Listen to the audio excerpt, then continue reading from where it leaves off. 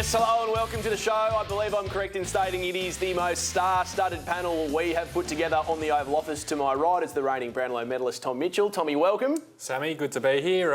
Looking very glowing tonight. I believe you've been in the European sun the last couple of weeks. No, it's a nice start from you. I obviously don't tan, so it's a good sarcastic comment as we join the man to my left, reigning two-time best and fairest at North Melbourne. Lazy 10 coaches' votes on the weekend. Shaun Higgins. Shaunie, welcome. No, thank you. I feel a little bit left out. I'm the one that's been stuck in the Melbourne winter. While both of you, Tommy's got the glow as well happening. So first class glow from Tom as well. Yeah. We saw it all on Instagram. Didn't miss a beat. So I hear. Yeah, looking forward to catching up with all of that on the scramble. Well, let's get to the agenda, all thanks to Toyota. It involves someone that you know very well, Tommy, in Tom Harley.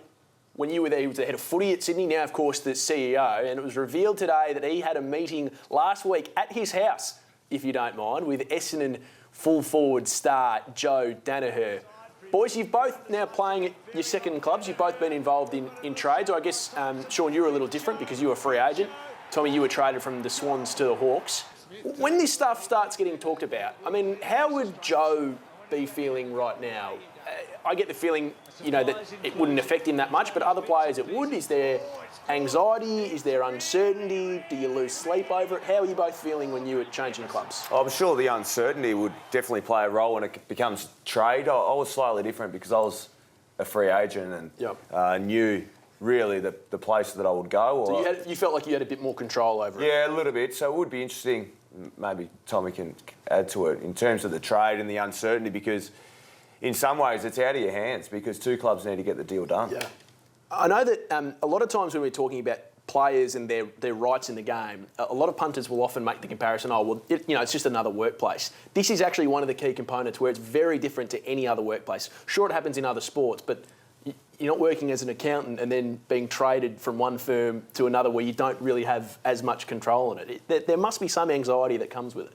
Oh, clearly, and they're huge decisions as well for guys, because not only financial decisions for some guys have got family, there's relocation, there's a whole wide range of factors that come into it that also add to that anxiety and the uncertainty and the fact that it's out of your hands until the period in October or whenever it is now that, it's a big build-up for some players. Teams that make the decision to actually stay interstate, I think, is a fascinating one. We saw it on the weekend again. So Geelong played on the Sunday in Sydney. They then were playing in Perth on the Saturday. So they made the decision to stay interstate and essentially set up base in Perth a little earlier. How often have you been involved with teams that have done that, Shaun, and what kind of impact do you think it has? Yeah, I've actually regularly, over the past decade, I think I can recall a number of times in the late 2000s when I was at the Bulldogs and we were playing finals. We had Brisbane or a Gold Coast game away, and we extended that by a couple of days to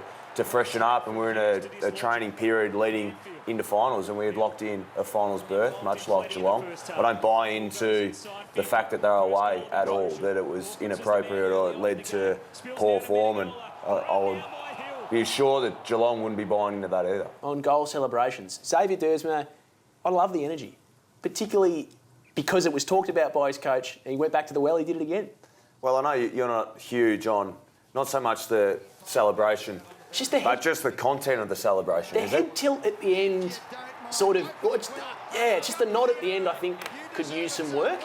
I like this part, and it's just the nod at the end I think could go. Yeah, look, I wouldn't do it personally, but we've got to encourage the young guys to be themselves these days, and I know there's a generation gap between maybe us and the young guys that are coming through, but they bring plenty of energy and excitement, and that's the new age, mate. You've got to get used to it. I might start a fund, Tom, for Shaun Higgins to pull out the bow and arrow at some stage. I'll chip in. I'll chip in big time, and I'm happy for it to go to a charity, but if we can get Shaun Higgins to do the Xavier Dersma, any interest in this? If it's for a good cause. I'm not doing it. You're not doing it? No. Not for any cause?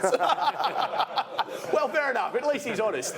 Shaun, Reece Shaw, what's it been like for him at the club now that it's become official? Has it been at all different? Because it felt like you got that spike when he took over as the caretaker, which has happened at Carlton, it's happened at St Kilda as well. Has there been anything different now that it's become official?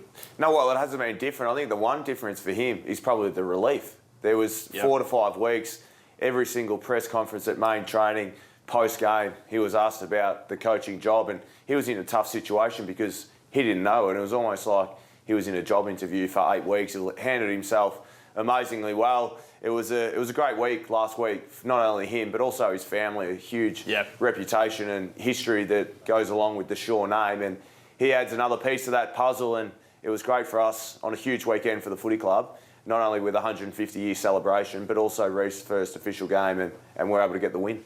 You see him as a really long-term coaching prospect for this club? Yeah, I do, because there was huge raps of him coming out of Sydney. He's already coached his own side. Yep. Obviously, the relationship, Tommy played with him as well. He's a fantastic guy. He just built relationships from the start, and I heard that when he came across from Sydney. He was coaching the backs early on in the year, so I was able to see that slightly from separated as I was in the midfield, and he was just forming this great relationship with the defenders. And now, fortunately, over the last 8 weeks, the whole list has been able to experience that.